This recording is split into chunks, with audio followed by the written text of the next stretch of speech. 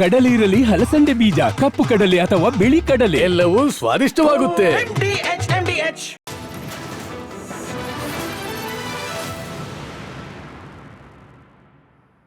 Love will never apologize.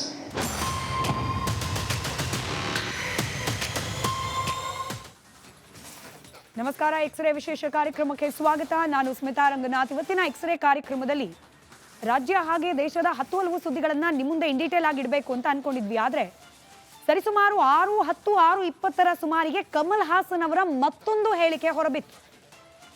ಈಗ already ಕನ್ನಡಿಗರ ವಿರುದ್ಧ, ಕನ್ನಡ ಭಾಷೆಯ ವಿರುದ್ಧ ಹೇಳಿಕೆ ನೀಡೋ ಮೂಲಕ ಕರ್ನಾಟಕದಾದ್ಯಂತ ವಿರೋಧಕ್ಕೆ ಕಾರಣವಾಗಿರುವ ನಟ ಕಮಲ್ ಹಾಸನ್ ಆಗಿರುವ ಪ್ರಮಾದಕ್ಕೆ ಕ್ಷಮೆ ಕೇಳೋದ್ರ ಬದಲು ಮತ್ತೆ ಉದ್ಧಟತನ ಪ್ರದರ್ಶಿಸಿದ್ದಾರೆ.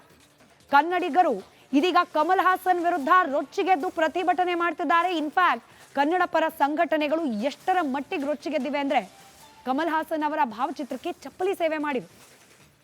ತಮಿಳಿನಿಂದ ಕನ್ನಡ ಹುಟ್ಟು ಅಂತ ಹೇಳೋ ಮೂಲಕ ತಪ್ಪು ಭಾಷಾ ಇತಿಹಾಸವನ್ನ ಸೃಷ್ಟಿ ಮಾಡ್ಲಿಕ್ಕೆ ಹೊರಟ ಕಮಲ್ ಹಾಸನ್ ವಿರುದ್ಧ ಈಗ ಆಲ್ರೆಡಿ ಕರ್ನಾಟಕದಲ್ಲಿ ಕಿಡಿ ಇದೆ. ಆದ್ರೆ ಕ್ಷಮೆ ಕೇಳೋ ಬದಲು ಮತ್ತೊಮ್ಮೆ ಉದ್ಧಟತನ ಪ್ರದರ್ಶಿಸಿದ್ದಾರೆ ಕಮಲ್ ಹಾಸನ್.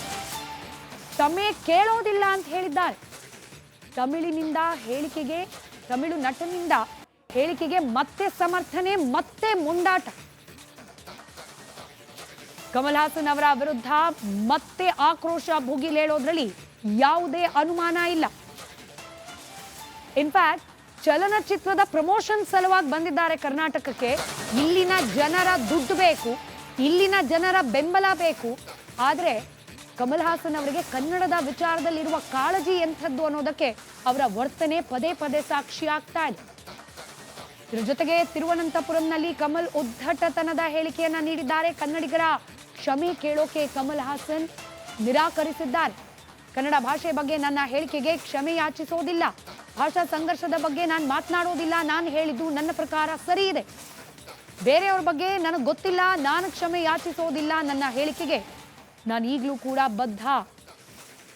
ನಮ್ಮದು ಪ್ರಜಾಪ್ರಭುತ್ವ ರಾಷ್ಟ್ರ, ಹೀಗಾಗಿ ನನ್ನ ಹೇಳಿಕೆಯನ್ನ ನಾನು ಹಿಂಪಡೆಯೋದಿಲ್ಲ ಅಂತ ಹೇಳೋ ಮೂಲಕ ಮತ್ತೊಮ್ಮೆ ಉದ್ಧಟತನ ಪ್ರದರ್ಶಿಸಿದ್ದಾರೆ ನಟ ಕಮಲ್ ಹಾಸನ್. ಕರ್ನಾಟಕದ ಬಗ್ಗೆ, ಕನ್ನಡದ ಬಗ್ಗೆ ವಿಶೇಷವಾದ ಪ್ರೀತಿ ಇದೆಯಂತೆ. ಪ್ರೀತಿ ಇದ್ದ ಕಡೆಯಲ್ಲಿ ಕ್ಷಮೆ ಮಾತಿಲ್ಲ ಅಂತ ಸಬೂಬುವೆ. ಇವ್ರ ಪ್ರೀತಿ ಬೇಕಾಗಿಲ್ಲ ಕನ್ನಡಿಗರಿಗೆ. ಕನ್ನಡ, ಕರ್ನಾಟಕಕ್ಕೆ ಕಮಲ್ ಹಾಸನ್ ಅನಿವಾರ್ಯ ಅಲ್ಲ, ಬದಲಾಗಿ ಕನ್ನಡಿಗರ ಕಾಸು ಕಮಲ್ ಹಾಸನ್ಗೆ, ಅವರು ನಟಿಸಿರುವ ಚಿತ್ರದ ಪ್ರೊಡ್ಯೂಸರ್ಗಳಿಗೆ ಅವಶ್ಯಕ, ಅನಿವಾರ್ಯ. ಇದನ್ನ ಕಮಲ್ ಹಾಸನ್ ಅವರು ಅರ್ಥ ಮಾಡಿಕೊಂಡಷ್ಟು ಒಳ್ಳೆಯದು ಅವರಿಗೆ, ಅವರ ಚಿತ್ರಕ್ಕೆ. That came from both those who criticized me for this statement of love. I spoke to Mr. Shivanna. His father is like my father, elder brother, whatever you call it. We are a family, and so are the languages. If you look at it from the northern point of view, yes, what they say according to them is right. If you look at it from Tenkumari, see, they are confusing the issue. I think what I said was said out of love and with a lot of historians who taught me language history, and that I didn't mean anything. And let me tell you, Tamil Nadu is a place which has been open. I don't say that there's no other state like that, but very rare state where a Menon has been our chief minister. Reddy has been our chief minister. Tamilan has been chief minister. Then a Kannadiga Iyengar has been our chief minister from Mandya. When there was a problem in Chennai, which came from that chief minister who hailed from Karnataka, it was Karnataka who gave me support. The Kannadiga said, come here, we'll give you a house. Don't go anywhere. So the people will take care of Thug Life, Kamal Hassan, and all these controversies. Politicians are not qualified to talk about language. They don't have the education enough to talk about it. That includes me. So let's leave all these very in-depth discussions to historians, archaeologists, and language experts. Both those who criticized me for this statement of love, I spoke to Mr. Shivanna. His father is like my father, elder brother, whatever you call it. We are a family, and so are the languages. If you look at it from the northern point of view, yes, what they say, according to them, is right. If you look at it from Tenkumari, then what I say is right. There's a third angle to it. That's what I said, the scholars and language experts.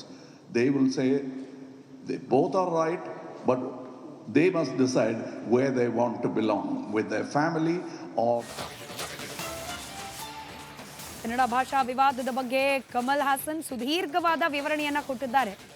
ಈ ವಿಚಾರದಲ್ಲಿ ಕೆಲವರಿಂದ ಗೊಂದಲ ಸೃಷ್ಟಿ ಆಗ್ತಿದೆ ಅಂತ ಹೇಳಿದ್ದಾರೆ.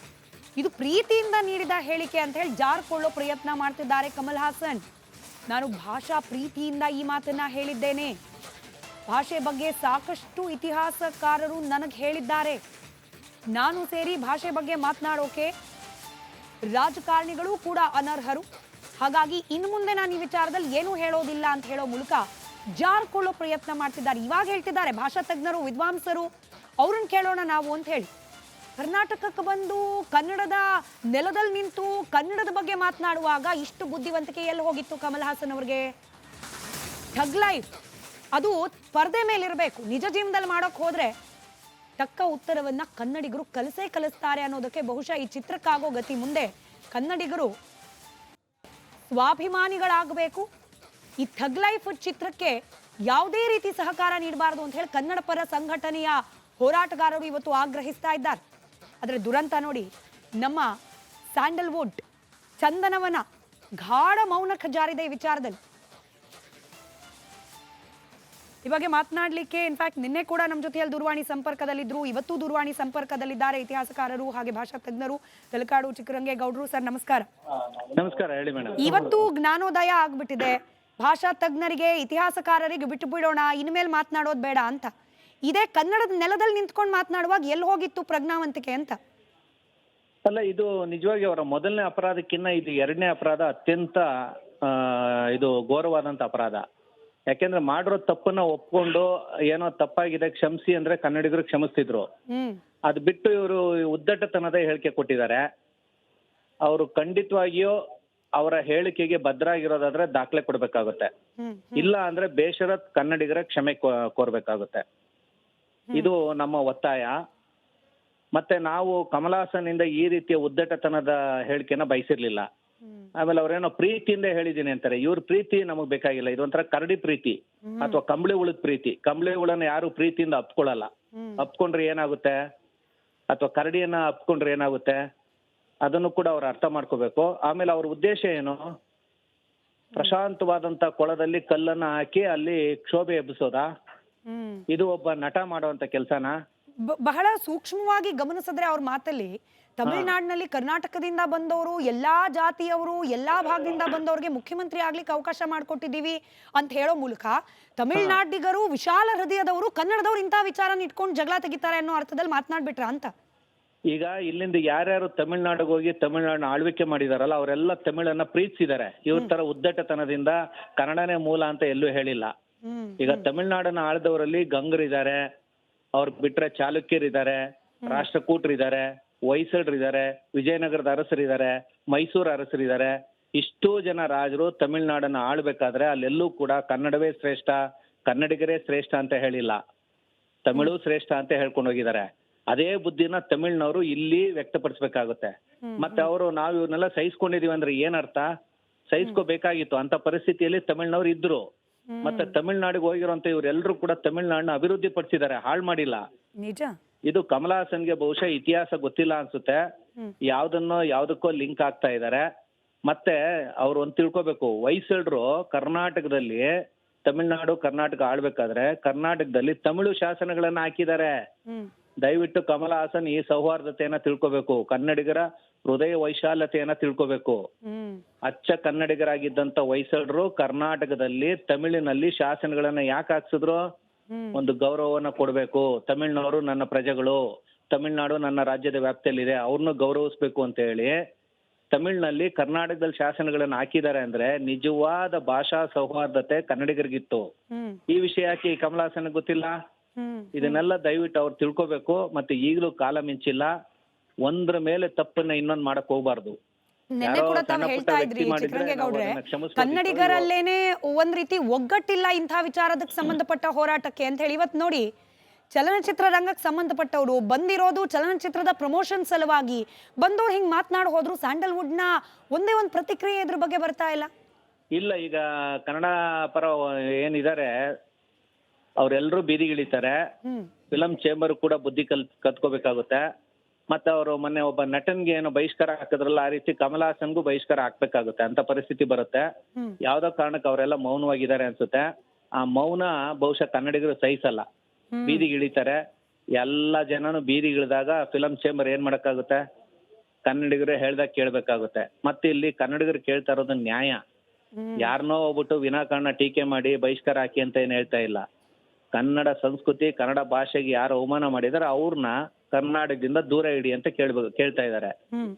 So ಹೀಗಾಗಿ ಬಹುಶಃ ನಾಳೆ ನಾಡದ್ದು ಫಿಲಂ ಚೇಂಬರು ಕೂಡ ಸರಿ ದಾರಿಗೆ ಬರುತ್ತೆ ಅಂತ ಕಾಣುತ್ತೆ. ಮತ್ತೆ ಈ ಸ್ಯಾಂಡಲ್ವುಡ್ ಏನಕ್ಕೆ ಮೌನವಾಗಿದ್ದಾರೆ ನಮ್ಗೆ ಇನ್ನೂ ಗೊತ್ತಾಗ್ತಾ ಇಲ್ಲ. ಅವರ ಉಸಿರು, ಅವರ ಅನ್ನ, ಅವರ ಗಾಳಿ ಎಲ್ಲವೂ ಕನ್ನಡನೇ. ಇವ್ರು ಯಾರಿಗೂ ಏನ್ ಬೇರೆ ರಾಜ್ಯದವ್ರು ಇವ್ರನ್ನೇನ್ ಕರೆದು ರತ್ನಗಂಬಳಿ ಹಾಕಿ ಏನ್ ಇವ್ರನ್ನ ಇದು ಮಾಡಲ್ಲ. ಅವರು ಅರ್ಥ ಮಾಡ್ಕೋಬೇಕು, ಅವ್ರು ಬದುಕಿರೋದು, ಬದುಕ್ತಾ ಇರೋದು, ಬದುಕಬೇಕಾಗಿರೋದು ಕರ್ನಾಟಕದಲ್ಲಿ. ಹೀಗಾಗಿ ಕನ್ನಡ, ಕನ್ನಡಿಗ, ಕನ್ನಡ ಭಾಷೆ, ಕರ್ನಾಟಕ ಇದ್ರೆ ಮಾತ್ರ ಅವ್ರು ಇರೋದಕ್ಕೆ ಸಾಧ್ಯ. ಈಗ ಕಮಲ್ ಹಾಸನ್ ಅವ್ರಿಗೆ ಎಷ್ಟು ಅತಿಯಾದ ವಿಶ್ವಾಸ ಇದೆ ಅಂತಂದ್ರೆ ಅವ್ರ ಮಾತಿನಲ್ಲಿ ಹೇಳ್ತಿದ್ದಾರೆ, ತಗ್ಲೈಫ್ ಚಿತ್ರವನ್ನ ನನ್ನನ್ನು ಬೆಂಬಲಿಸದಂತೇನೆ ಕನ್ನಡಿಗರು ಬೆಂಬಲಿಸ್ತಾರೆ ಅನ್ನೋ ವಿಶ್ವಾಸ ಇದೆ ನನಗೆ ಅಂತ.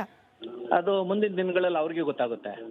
ಕನ್ನಡಿಗರು ರೊಚ್ಚಿಗಿದ್ರೆ ಏನಾಗುತ್ತೆ ಅನ್ನೋದು ಹಿಂದೆ ಎಲ್ಲ ತೋರಿಸಿದ್ದಾರೆ. ಮುಂದಿನ ದಿನಗಳಲ್ಲಿ ಅವ್ರಿಗೂ ಗೊತ್ತಾಗುತ್ತೆ.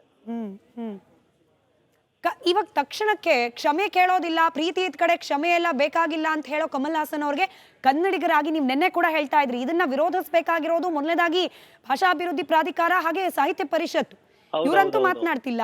ಅಟ್ಲೀಸ್ಟ್ ಈಗ ಏನ್ ಮಾಡ್ಬೇಕು ಅಂತ ಹೇಳಿ. ಈಗ ಎರಡೂ ಸಂಸ್ಥೆ ಬೀದಿಗೆ ಇಳಿಬೇಕು. ಈಗಾಗಲೇ ಒಬ್ರು ಇಳಿದಿದ್ದಾರೆ ಅನ್ಸುತ್ತೆ, ಇನ್ನೊಬ್ರು ಇಳಿತಾರೆ, ಇಳಿಲೇಬೇಕು. ಇಳಿಲಿಲ್ಲ ಅಂದ್ರೆ ಕನ್ನಡಿಗರೆಲ್ಲ ಅಲ್ಲಿ ನುಗ್ಗಬೇಕಾಗುತ್ತೆ. ಒಂದು ಜೊತೆಗೆ ಇವರ ಪ್ರೀತಿ ಇದೆಯಲ್ಲ, ಅದು ನಮ್ಗೆ ಬೇಕಾಗಿಲ್ಲ. ನಾನು ಈಗಾಗಲೇ ಹೇಳ್ದಂತೆ ಇದು ಒಂಥರ ಕರಡಿ ಪ್ರೀತಿ ಅಥವಾ ಕಂಬಳಿ ಉಳಿದ ಪ್ರೀತಿ. ಇವ್ರ ಪ್ರೀತಿ ಯಾರಿಗ್ ಬೇಕು? ಇವರು ಕನ್ನಡಿಗರನ್ನ ಟೀಕೆ ಮಾಡ್ಬಿಟ್ಟು ನಾನು ಪ್ರೀತಿಯಿಂದ ಹೇಳಿದ್ದೀನಿ ಅಂತ ಹೇಳಿದ್ರೆ, ನಾವು ಕೂಡ ಇವ್ರ ಬಗ್ಗೆ ಏನ್ ಬೇಕಾದ್ರೂ ಹೇಳ್ಬಿಟ್ಟು ಆಮೇಲೆ ಪ್ರೀತಿಯಿಂದ ಹೇಳಿದೀವಿ ಅಂತ ಹೇಳಿದ್ರೆ ಅರ್ಥ ಇದೆಯಾ? ಅದು ತಮಿಳು ಸಂಸ್ಕೃತಿನಾ? ಇಲ್ಲಿ ಕಮಲ್ ಹಾಸನ್ ಆಗಿ ವರ್ತಿಸ್ತಾ ಇಲ್ಲ, ಇಡೀ ತಮಿಳಿನ ಸಂಸ್ಕೃತಿಯ ಪ್ರತಿರೂಪದಂತೆ ವರ್ತಿಸ್ತಾ ಇದ್ದಾರೆ. ಅವ್ರು ಮಾಡುವ ಒಂದೊಂದು ತಪ್ಪು ಕೂಡ ತಮಿಳ್ನವ್ರ ಮೇಲೆ ಬರುತ್ತೆ. ನಾಳೆ ದಿನ ತಮಿಳ್ನವರು ಇದಕ್ಕೆ ಬೆಲೆ ತೆರಬೇಕಾಗುತ್ತೆ. ಆಮೇಲೆ ತಮಿಳ್ನವರು ಅಂದ್ರೆ ಈ ರೀತಿ ಅಂತ ಹೇಳಿ ಛೀ ತೂ ಅಂತ ಹೇಳಿ ಉಗಿಯುವಂತ ಕಾಲ ಬಂದ್ಬಿಡುತ್ತೆ. ಅದಕ್ಕೆ ಕಮಲ್ ಹಾಸನ್ ಅವಕಾಶ ಮಾಡ್ಕೊಡ್ಬಾರ್ದು. ರೈಟ್, ಧನ್ಯವಾದ ರಿಪಬ್ಲಿಕ್ ಕನ್ನಡದ ಜೊತೆಯಲ್ಲಿ ಮಾತನಾಡಿದ್ದಕ್ಕೆ. ಇದು ಇತಿಹಾಸಕಾರರಾದ ತಲಕಾಡು ಚಿಕ್ಕರಂಗೇಗೌಡರ ಪ್ರತಿಕ್ರಿಯೆ. ಕನ್ನಡಿಗರು ಅವ್ರ ಕ್ಷಮೆ ಕೇಳಲಿಲ್ಲ ಅಂದ್ ಮಾತ್ರ ಕಲ್ಲಿಗೆ ಬಿಟ್ಬಿಡೋದಲ್ಲ. ಕಮಲ್ ಹಾಸನ್ ಅವರ ಪ್ರೀತಿಯ ಅವಶ್ಯಕತೆ, ಅನಿವಾರ್ಯತೆ ಎರಡೂ ಕನ್ನಡಿಗರಿಗಿಲ್ಲ. ಒಬ್ಬ ಕಲಾವಿದ ಅಂತ ಹೇಳಿ ಇಲ್ಲಿವರೆಗೂ ಕನ್ನಡಿಗರು ಕಮಲ್ ಹಾಸನ್ ಅವರ ಕೈ ಹಿಡಿದಿದ್ರು. ಆದ್ರೆ ಕನ್ನಡಕ್ಕೆ ಅವಮಾನ ಮಾಡಿದವ್ರ ವಿರುದ್ಧ ಇಡೀ ಕರ್ನಾಟಕ ಹಾಗೆ ಕನ್ನಡಿಗರು ಸಿಡಿದೇಳಬೇಕು ಅನ್ನೋ ಸಂದೇಶವನ್ನ ನೀಡಿದ್ದಾರೆ.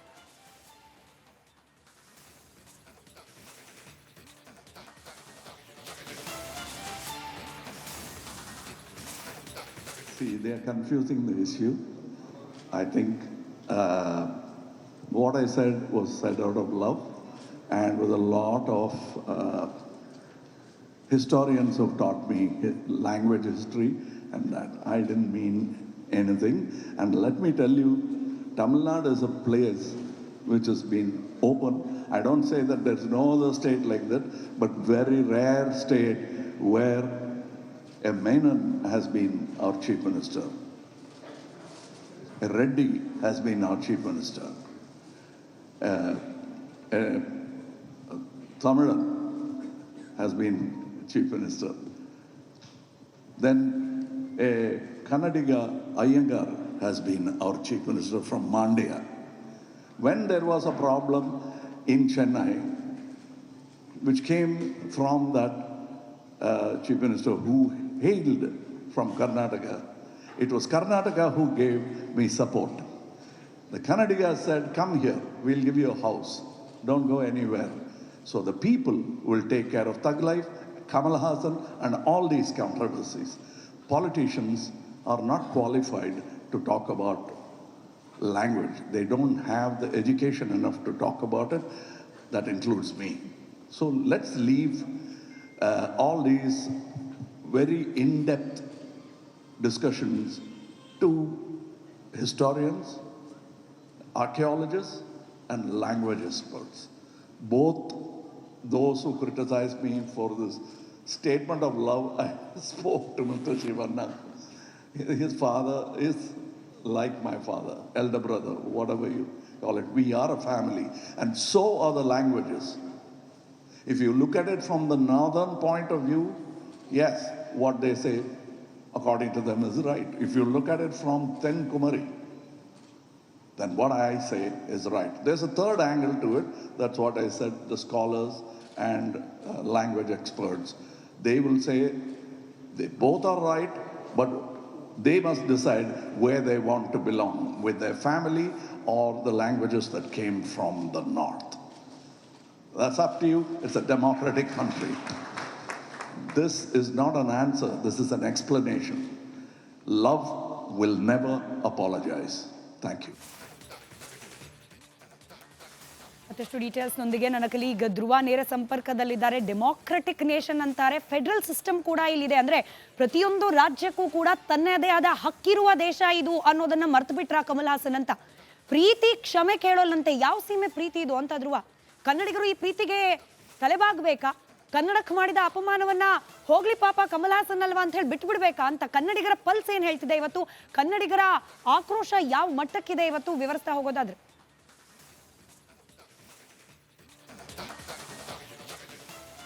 ಸ್ಮಿತಾ, ನಿಜಕ್ಕೂ ಕೂಡ ಮೊದಲನೇ ಬಾರಿ ಹೇಳಿಕೆಯನ್ನ ನೀಡಿದಂತ ಸಂದರ್ಭದಲ್ಲಿ ಅದನ್ನ ತಿದ್ಕೊಂಡು ಸ್ವಾರಿ ಕೇಳುವಂತ ಕೆಲಸವನ್ನ ಮಾಡಬೇಕಿತ್ತು. ಆದ್ರೆ ಮತ್ತೆ ನಾನು ಹೇಳಿದ್ದ ಹೇಳಿಕೆಗೆ ಸರಿ ಅಂತ ಹೇಳಿ ಕಮಲ್ ಹಾಸನ್ ಉದ್ದಟತನವನ್ನ ತೋರಿದ್ದು, ಮೊಂಡಾಟವನ್ನ ನಡೆಸಿದ್ದು ಈಗ ಸದ್ಯ ಎಲ್ಲಾ ಕನ್ನಡಿಗರ ಆಕ್ರೋಶಕ್ಕೆ ಕಾರಣವಾಗಿರುವಂತದ್ದು. ಮುಖ್ಯವಾಗಿ ಕನ್ನಡ ಪರ ಸಂಘಟನೆಗಳು ಯಾವಾಗ ಕಮಲ್ ಹಾಸನ್ ಶಿವರಾಜ್ ಕುಮಾರ್ ಎದುರಲ್ಲೇ ಇಂತಹ ಒಂದು ಹೇಳಿಕೆಯನ್ನ ನೀಡಿದ್ರು ಆವಾಗ್ಲೇ ಆಕ್ರೋಶವನ್ನ ವ್ಯಕ್ತಪಡಿಸಿದ್ರು. ಇವತ್ತು ಕೂಡ ಸಾಕಷ್ಟು ಕನ್ನಡ ವಾಣಿಜ್ಯ ಮಂಡಳಿ ಇರ್ಬೋದು, ಕಮಲ್ ಹಾಸನ್ ಸಿನಿಮಾಕ್ಕೆ ಬೆಂಬಲವನ್ನ ನೀಡಬಾರ್ದು, ಅವರು ಸ್ವಾರಿಯನ್ನ ಕೇಳಲೇಬೇಕು ಅಂತ ಹೇಳಿ ಆಗ್ರಹವನ್ನ ಕೂಡ ಮಾಡಿದ್ರು. ಇಷ್ಟೊಂದು ವಿರೋಧ ವ್ಯಕ್ತವಾಗ್ತಾ ಇದ್ರು. ತಮ್ಮ ಸಿನಿಮಾ ಇಲ್ಲಿ ರಿಲೀಸ್ ಆಗುತ್ತೆ ಅಂತ ಗೊತ್ತಾಗ್ತಾ ಇದ್ರು. ಕನ್ನಡದಲ್ಲಿ ಕನ್ನಡದ ಬಗ್ಗೆ ತಾವು ನೀಡಿದಂತ ಹೇಳಿಕೆಗೆ ಮತ್ತೆ ಸಮರ್ಥನೆಯನ್ನ ಮಾಡಿಕೊಳ್ಳುವಂತ ಕೆಲಸವನ್ನ ಮಾಡಿದ್ದಾರೆ. ಅವರು ಇತಿಹಾಸಕಾರರನ್ನ ಕೇಳಿ, ನಾನು ಕೆಲವೊಂದಿಷ್ಟು ಜನರನ್ನ ಕೇಳಿ ಹೇಳಿದ್ದೇನೆ ಅನ್ನುವಂತ ತಮ್ಮ ಹೇಳಿಕೆಯನ್ನ ಮತ್ತೆ ಸಮರ್ಥನೆ ಮಾಡ್ಕೊಳ್ತಾ ಇರುವಂತದ್ದು ಎಷ್ಟು ಸರಿ ಅನ್ನುವಂಥದ್ದು ಈಗ ಪ್ರಶ್ನೆ ಆಗಿರುವಂತದ್ದು. ಈಗ ಕನ್ನಡ ಚಲನಚಿತ್ರ ನಟರು ಕೂಡ ಇದ್ರ ಬಗ್ಗೆ ಒಗ್ಗಟ್ಟಿನಿಂದ ಧ್ವನಿ ಎತ್ತಬೇಕಿತ್ತು.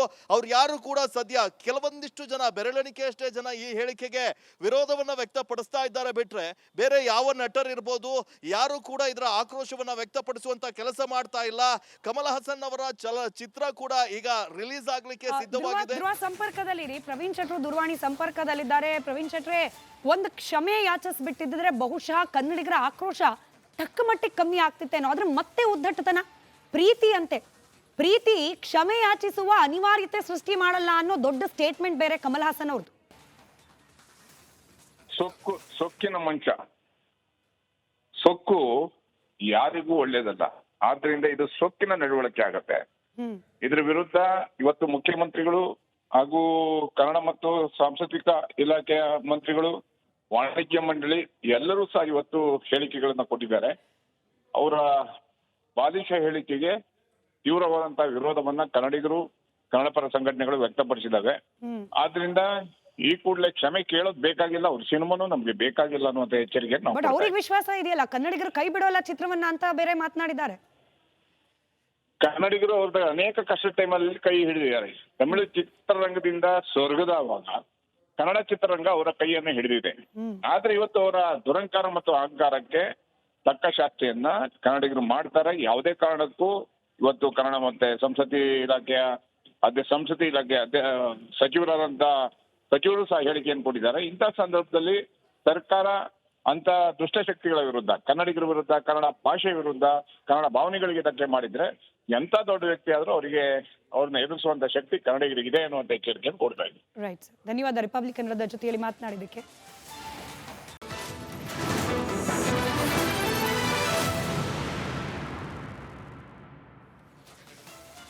Welcome back. ಕಮಲ್ ಹಾಸನ್ ವಿರುದ್ಧ ಇದೀಗ ರೊಚ್ಚಿಗೆದ್ದಿದ್ದಾರೆ ಕನ್ನಡಿಗರು. ಕಮಲ್ ವಿರುದ್ಧ ಇತಿಹಾಸಕಾರ ಲಕ್ಷ್ಮೀಶ್ ಹೆಗಡೆ ಕಿರಿಕಾರಿದ್ದಾರೆ. ಕಮಲ್ ಹಾಸನ್ ಹೇಳಿಕೆ ಹಾಸ್ಯಾಸ್ಪದವಾಗಿದೆ. ಕಮಲ್ ಹಾಸನ್ ಕನ್ನಡಿಗರಿಗೆ ಕ್ಷಮೆಯನ್ನ ಕೇಳಲೇಬೇಕು. ಕಮಲ್ ಹಾಸನ್ ತಿಳುವಳಿಕೆ ಇಲ್ಲದೆ ಮಾತನಾಡಿದ್ದಾರೆ. ಅವರ ಹೇಳಿಕೆಯನ್ನ ತಕ್ಷಣ ವಾಪಸ್ ಪಡಿಬೇಕು, ಜೊತೆಗೆ ಕ್ಷಮೆ ಯಾಚಿಸಬೇಕು ಅಂತ ಆಗ್ರಹಿಸಿದ್ದಾರೆ.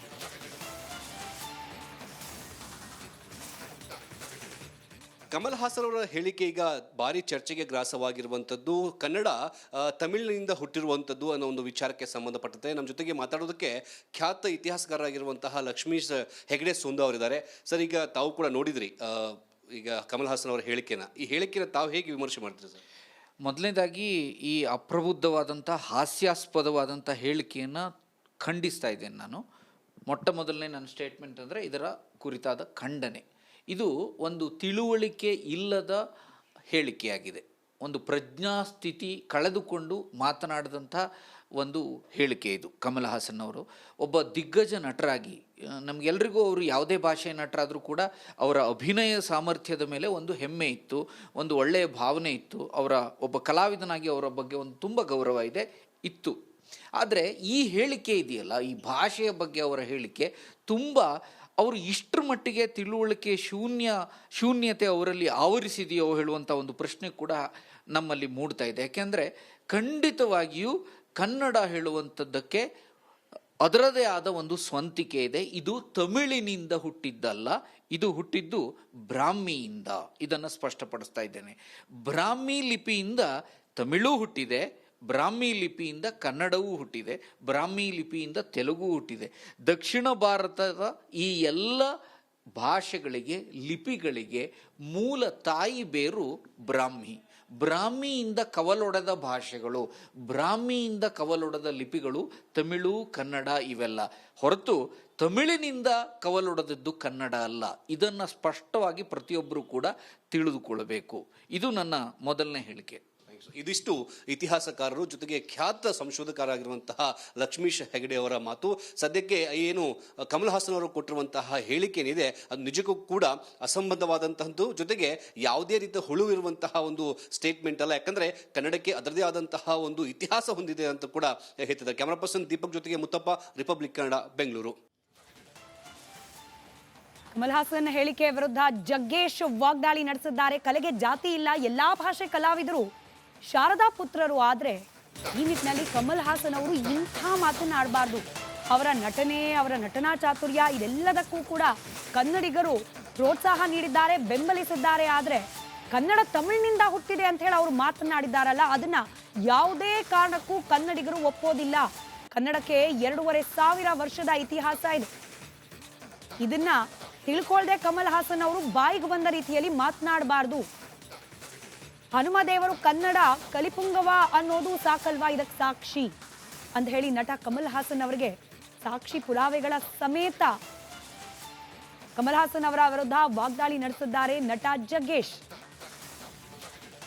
ಸಾಮಾಜಿಕ ಜಾಲತಾಣದಲ್ಲಿ ಜಗ್ಗೇಶ್ ಅವರು ಮಾಡಿರುವ ಪೋಸ್ಟ್ ಅನ್ನ ಗಮನಿಸ್ತಾ ಇದ್ದೀರಿ.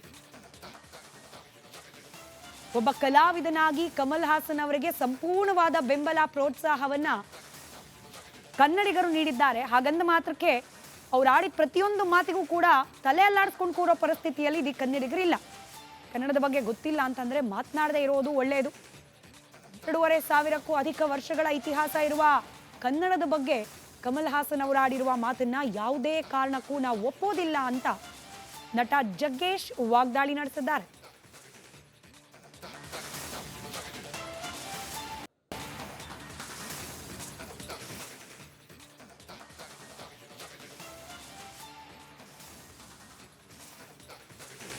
ಚಹಾದ ಟೇಸ್ಟ್ MDHD+ ನಿಂದಲೇ ಬರುತ್ತೆ.